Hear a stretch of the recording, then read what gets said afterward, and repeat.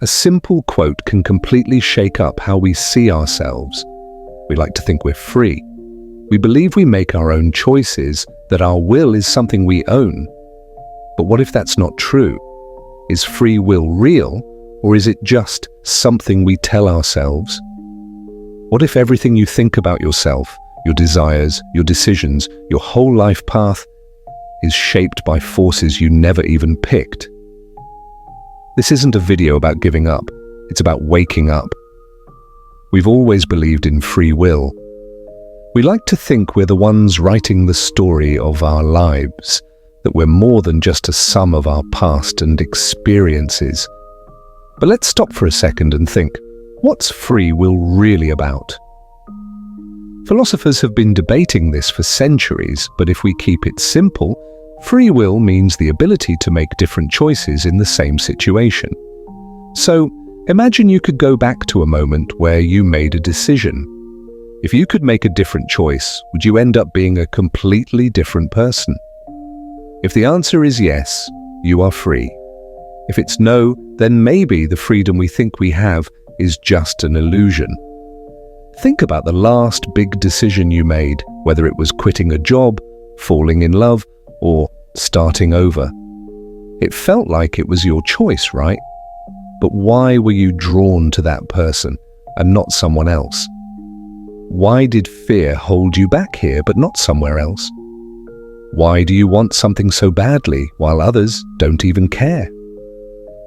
The real question is, what's actually influencing these choices of yours? And can you really change those influences? You didn't choose your body.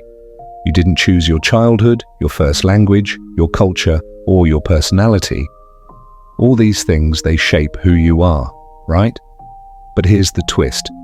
They also shape the choices you make. So if the choices you think are coming from your will were actually shaped by things you didn't choose, then is it really your will at all?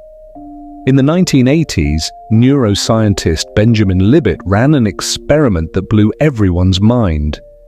He had people perform a simple action like moving their finger whenever they felt like it. What he found was crazy. The brain had already started preparing to move the finger 300 milliseconds before the person even knew they were going to do it. The decision was already made before you were even aware of it. This messes with the idea that our conscious thoughts are the ones in control. What if we're just following a script that was already written? So, do we really control our decisions, or are we just along for the ride, unaware of what's going on? Psychology adds another layer to this. It tells us that so much of our behavior is driven by things we don't even realize. For example, your attachment style from childhood impacts your relationships. Your biases change how you see the world. Fear makes you avoid certain things, and past trauma teaches you who to trust and who to stay away from. And here's the kicker. Can we ever really change our behavior when we can't even see these influences? The more we think we're in control, the more we might actually be controlled by stuff we don't even know about. So are we just puppets? A lot of people start feeling lost here. If free will is a lie, does that mean everything is pointless? Not really. Yeah, we're shaped by our genes, our past, and everything around us. But even with all that, there's still a space left where something like freedom can exist.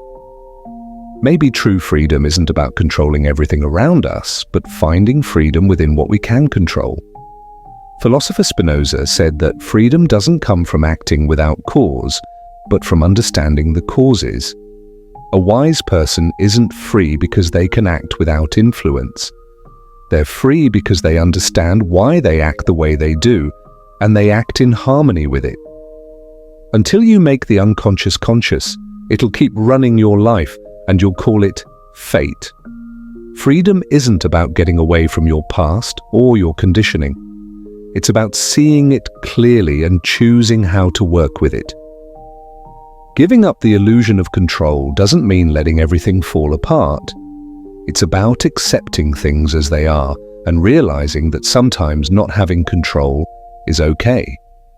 Can you live in a world where you can't control everything? Can you accept that without feeling like you're powerless? You didn't choose to be here. You didn't choose your name, your face, your childhood, or your nervous system. You didn't choose the things that make your heart race or your hands shake. But you can choose what you do with all of that.